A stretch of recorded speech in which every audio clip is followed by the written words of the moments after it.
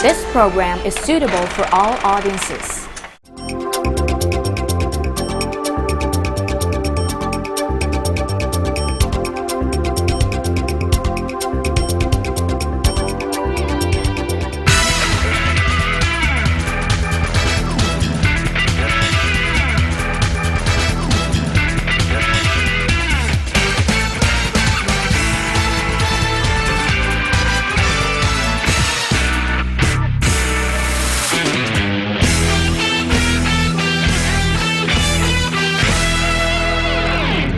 Good morning and welcome to Morning Talk. Of course, you can see we're not at the Sukhothai Hotel and this is not Gibson.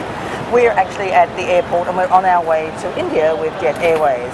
As you know, we talked about going with Nisco Travel to India, and it's a very special trip because it's actually going to follow the path of Buddha. Tell us about the train. Well, it's a very special train. It's called the Mahaparinibbana, and it really just follows the footsteps, except by rail, Yes. of the life of Buddha. So you actually get to travel kind of a spiritual Mecca, seeing where the Buddha was born, reached enlightenment, and a lot of the stops along the way. So we're actually going to fly into Delhi, and then you actually get this train onwards to all over. In fact, we actually go into Nepal too, Yes, we into do. Lumpini. But I guess it might be a little bit cold this time of the year, not sure. You have to bring a sweater, most definitely, because they do say it is warm during the day, but at night it can get quite low, 8 degrees Celsius. So we're going to get on board and we'll see you at the other end. Jet Airways, Asia's fastest growing premium airline, has been operating to and from Thailand since early 2007 to leverage the booming economic and tourism links between India and Thailand. There are 4 daily flights to 3 different destinations in India: Mumbai, Delhi, and Kolkata. The staff and aircrew are friendly, professional, and accommodating. Even with a relatively short flight, the service includes a full meal and drinks. Not to mention a personal LCD TV with on-demand movies and games for every passenger.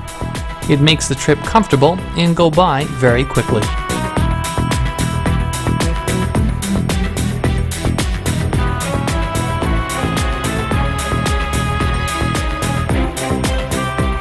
I must say it was an easy 4-hour flight. You can relax, have something to eat, and then you arrive in Delhi all in good time. Now, I guess the first thing you should do to familiarise yourself is actually go on a city tour. So I guess that's what we're doing. Absolutely, and I was considering, there's a lot of cars here, but it seems that the traffic is flowing. You can hear, though, it's a little noisier than it is in Bangkok. Prodigious use of the horns.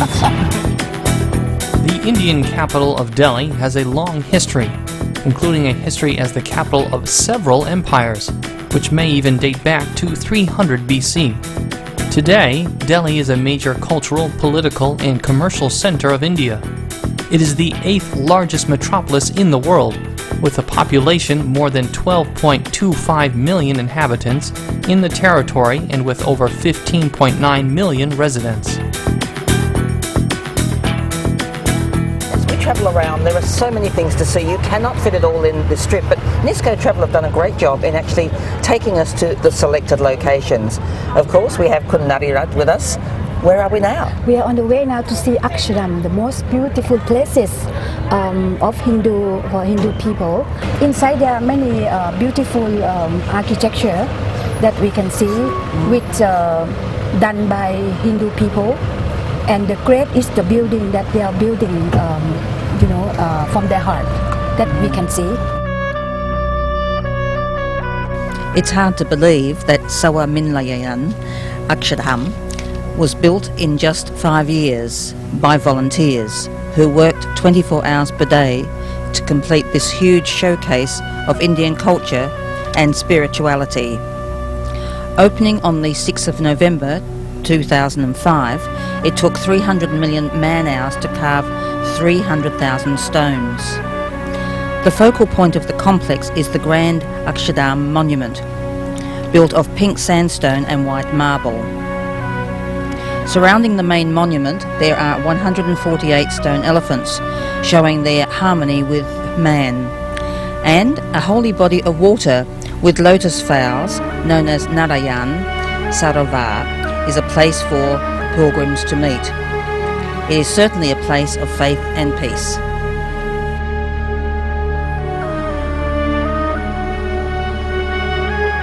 while Valerie is wandering around the Akshardham, we actually came to what you mentioned is the older Yeah, temple. this is the old temple that come before Akshardham, and this is a very important temple because it's marble temple and beautiful architect that you can see.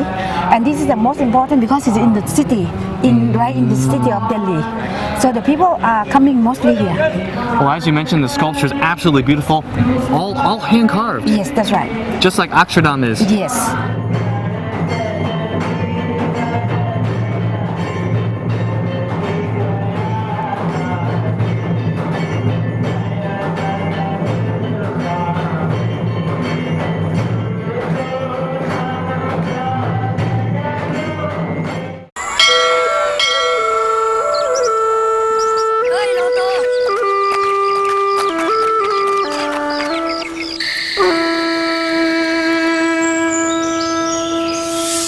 เราเชื่อว่าสิ่งเล็กๆสร้างโอกาสที่ยิ่งใหญ่ได้เพื่อสร้างอาชีพและรายได้ที่ยั่งยืนให้กับชุมชนในภาคต่างๆทุกปกกรมธรรม์ของเราจึงทำด้วยวัสดุธรรมชาติและผ้าทอมือกรุงไทยแอ็กซ่านิยามใหม่ของการประกันชีวิต In the morning, in the evening, whenever you need me, I got time. I feel like a star.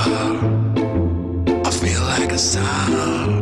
Let it shine, let it rain, let it snow. I don't mind.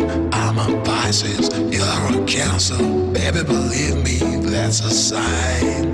I know we are one of a kind. I feel like a star. With Turkish Airlines, it's easy to feel like a star. Turkish Airlines.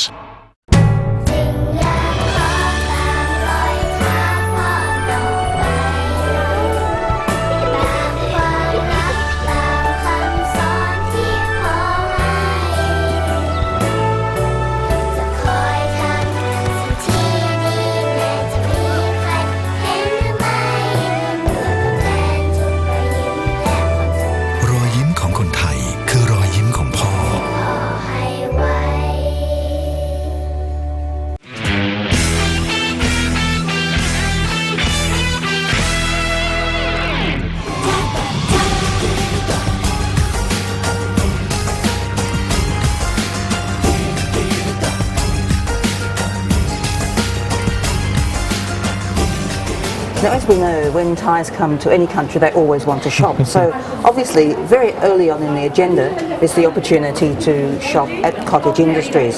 Kunadina, tell us about this place. Yeah.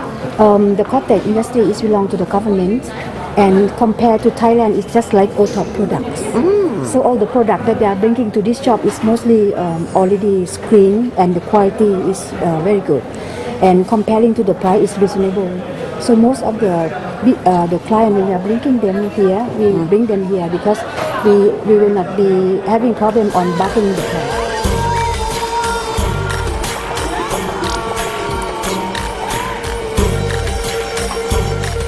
This is a wonderful place, the Central Cottage Industry Emporium. What's the history behind this facility? Central Cottage Industries Emporium is a government owned shop which deals in only handloom and handicrafts. All these products are handmade and are done in small villages.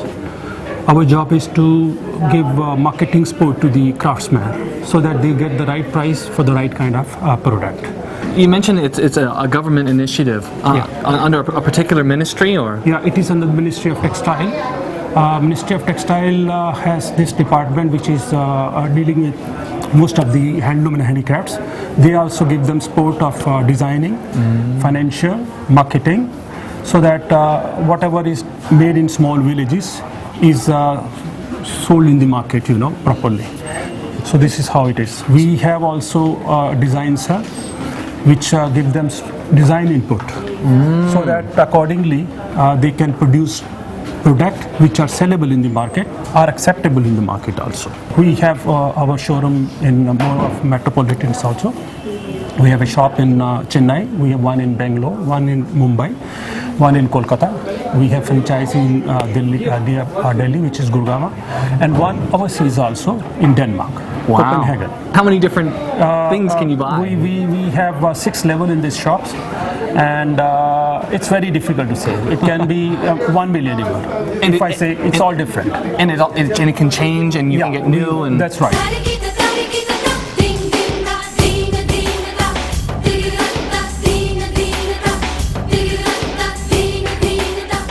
Well, Valerie is picking out some new bed sheets. I'm checking out some of the exquisite craftsmanship you can find here in shopping. But meanwhile, back in Bangkok, Kun Yut is talking with the ambassador from India about a little more than just shopping, a whole larger area about India and Thailand together. While I'm sure you guys are having a fantastic time in the land of India, I've had the honor of talking to His Excellency Kun Pinak Rajan Chakravarti, who is the Ambassador of India to Thailand. Sawasdee krab. Sawasdee krab. Thank you so much for being with us today. Thank you very much. Many Thai people are interested in visiting India and visiting many of the landmarks and historical sites that have to do with the Buddhist religion. Would you please tell us a little bit about this and some of these landmarks and historical sites that are very popular? There are many sites, and I think it's very popular. The Buddhist circuit, we call it. People go for pilgrimage from all over the world.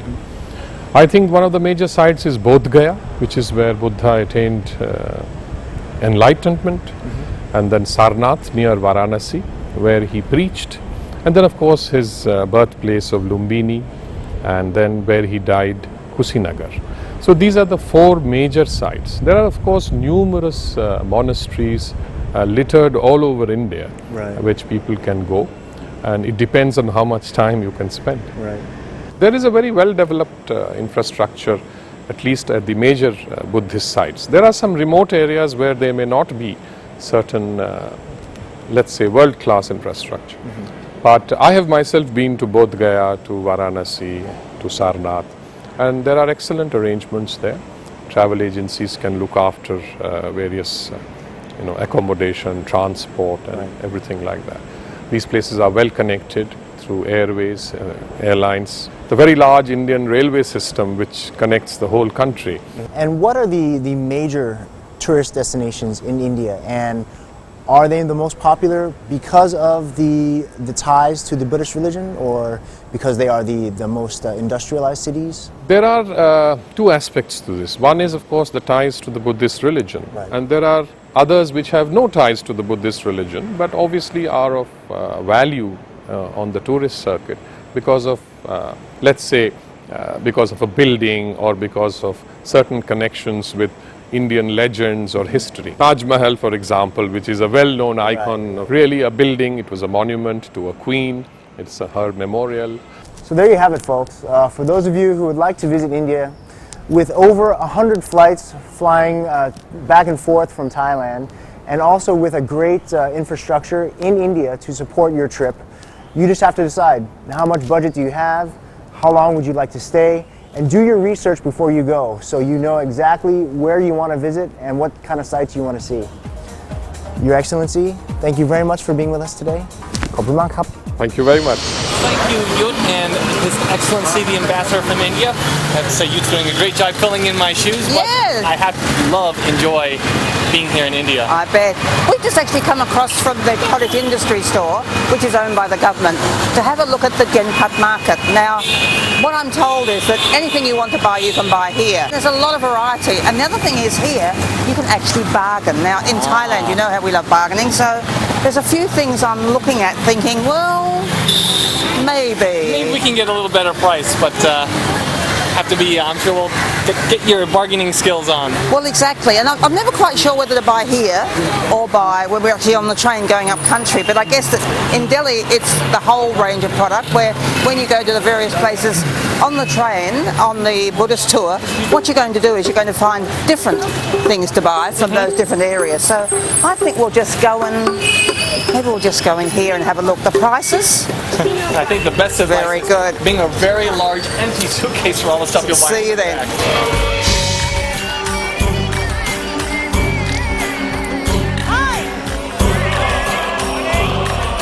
When you come over to this particular market, there's all sorts of things. There's handbags, there's jewellery, there's marble with inlaid jewels, there's just so much. But this one is quite nice because, as you know, I've got a little girl at home, and I think that bedding is quite cute. It's a bed cover. Now, it's all handmade, so every piece is handmade, and then it's all sewn onto this cotton. So it's actually quite unique. I can't be too enthusiastic because, as you know, I'm trying to get the price down, but it's quite lovely, isn't it? How much is this? This is 1,500, ma'am. So that's about 1,200 baht. A bit expensive. Okay, how much? 800. Very low. Very low? This is good pieces, madam, real handmade. It's a good business for me if it's 800. What? It's a good business for me if it's 800. Tell me the best price, how much I give you? Best price. 800. No, 800, no best price. That's my best price. My last price for you, okay? I say 1,500, but I give you 1,200. Oh, no. For you, ma'am, believe me. No, 1,800. Believe me, not profit, not profit. Maybe you're paying too much. Not too much.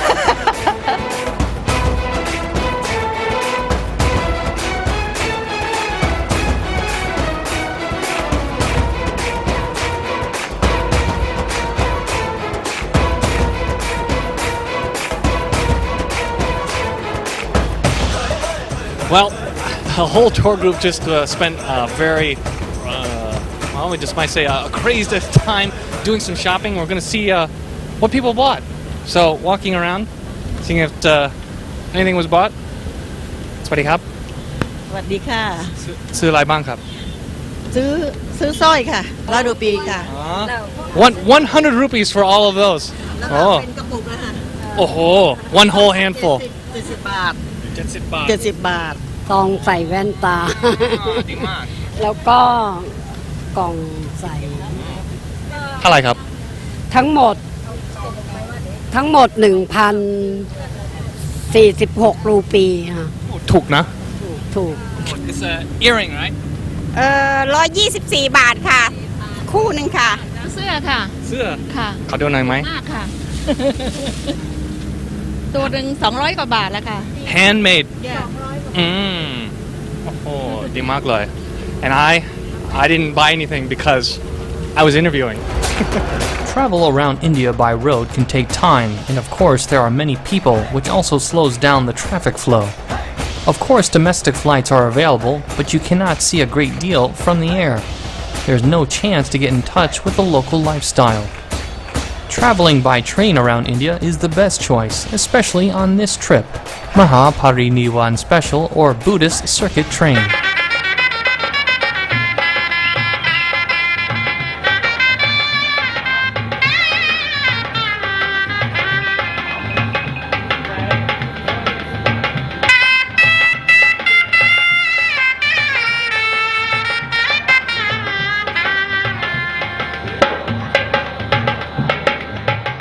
What I like about this tour is that everything is done for you. You know, we're at the Sabjahan railway station catching this very, very special train which operates between October and March every year. What do you think? Well, it's a wonderful setup. I mean, they're first-class trains, providing places to sleep and relax in there. You know, we're all welcome to Burma. Got these nice wreaths of flowers.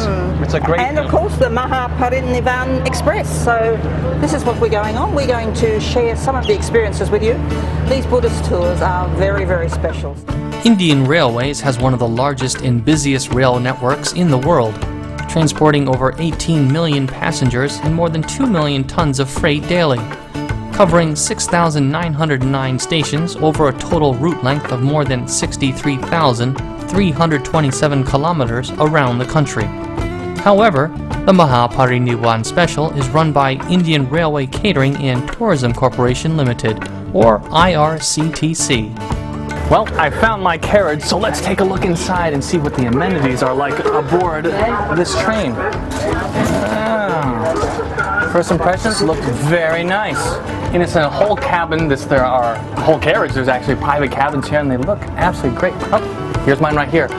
See, that's correct. Let's take a look around. Wow. All the amenities that you might find in a hotel, here on some mobile tracks. So you got a bunk bed here so two people can do very nicely. Take a look down here. Nice soft mattress, even a blanket, good quality sheets. Always welcome. Little gifts are always nice to have. Everything you need here, light switches, plugs. You can even bring your laptop if you want. A work table here. Fans above, shelving space. It's a home away from home. This is a perfect way to travel and explore India, and that's exactly what we're going to do.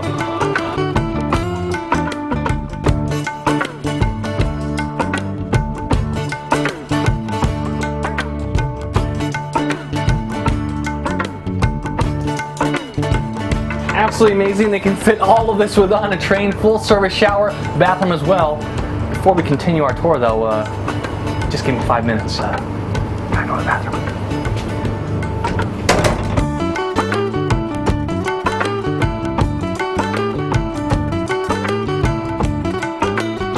Whilst Johan is wandering around the train having a look at all the facilities available, I thought I'd take the opportunity to talk to Dr. Naren. He's the Director responsible for tourism and marketing for the Indian Railway Catering and Tourism. So, Dr. Naren, thank you for joining us. And thank you. I have to say the train is very impressive. I'm happy to hear that, and I hope you have a nice and comfortable journey. Thank you. It's been running now for some 2 years. 2.5 years. And what has been the response thus far? We've got a very good response. We have had people from 25 countries from all continents across the world traveling on this, and the facilities and services have been very widely appreciated by people. And obviously what you do is you actually link in with the hotel, so you know, tonight we'll actually go on the train, we'll get off in the morning and have breakfast at a hotel, and then we keep coming back to the train. That's right. Is that acceptable by the tourists themselves? Yes, you see, the idea is that typically if you are traveling in any other way, you are then checking in, checking out, unpacking, packing. What we are doing is that in the morning you can just take a change and go for a wash and change to a hotel and have breakfast in the hotel, and the day's night sightseeing. And then for traveling, you travel overnight by the train. So you are actually using your night time for traveling, and the day you have doing comfortable sightseeing, rather than 6 hours of driving in the day, then sightseeing, then hotel, then more 6 hours of driving. It takes care of that. And driving isn't the most comfortable, is it, in any country? It isn't. It isn't. I agree with that entirely. Plans for the future? Well, we are looking at doing a new train once we are able to fill up. Yes, we are in the process of doing that. I'd like to thank you very much, Dr. Naren, for joining us and telling us a little bit about the train. Thank you, and wish you